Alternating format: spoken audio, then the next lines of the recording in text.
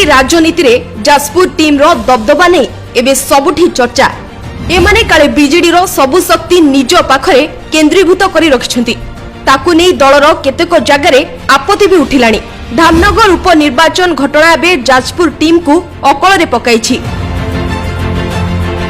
भद्रक जिले में धामनगर उपनिर्वाचन प्रक्रिया आरंभ ठारू बीजेडी चिटपटांग मारिबा पर्यंत पूरा ऑपरेशन जाजपुर टीम करिथिला। भद्रक जिला पई स्वतंत्र पर्यवेक्षक होइथिले जाजपुर टीम पुरुखा सदस्य तथा बॉबिंग को अनुगत प्रणव बलवंत राय। सब गेम प्लान से टीम ही करुथिला। भद्रक नेतांकर स्थिति एमिति होई जाइथिला लागुथिला एमाने जेमिति सेमानंकर सहायक आउ एमानकु चांदोबाली विधायक व्योमकेश राय बाट देखाउथिले जे राजनीति रे पूरा कंचा बोली कहा जाए। परिपक्वता तो आदौ नहीं, केवल जोड़तोड़ रे चलछंती। ऊपर मुंडरे काले से तेलो मारी पद रक्षा करछंती। से जहा भी हो आमे से प्रसंग को जीवानी। एबे में आसीबा जाजपुर टीम प्रसंग को। एही टीम रो दबदबा बे सबुटी देखिबा को मिलुछि। निकटरे जाजपुर टीम रो हस्तक्षेप जोगु धामनगर बाजी बीजेडी हारिला बोली चर्चा हैला। एपरिकी तांको भितरे काले दोष ठेलाठेली हेलानी। धर्मशाला रे प्रणव बलवंत राय विरोध रे दलीय कर्मी माने स्वर उत्तोलन कलेनी।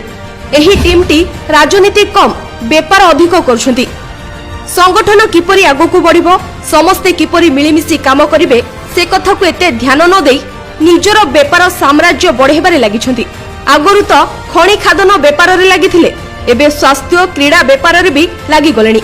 आउ किछि तो रियल एस्टेट रे पसिलेनी। बीजेडी राजनीति रे जाजपुर टीम रो एही सबु कारनामा को देखि अनेक स्थान रे कर्मी माने मध्य नाराज थिबा चर्चा हेलानी। हां, जाजपुर टीम रो नेतृत्व नैथिबा प्रणव प्रकाश दास गत 2 वर्ष हला संगठन को बेस सुसंगठित करिबारे सफल होइछंती। युवा गोष्ठी को आगो को आनिबारे से सफल होइछंती।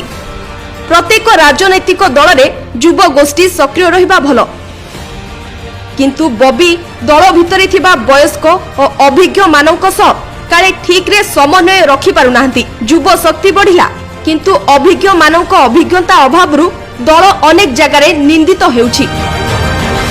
जदि एबेठु सतर्क न हुअंती, अभिज्ञ मानक सह समन्वय न रखि आउ जाजपुर टीम कथारे भासी जानती, तेबे झुंटीबा निश्चित।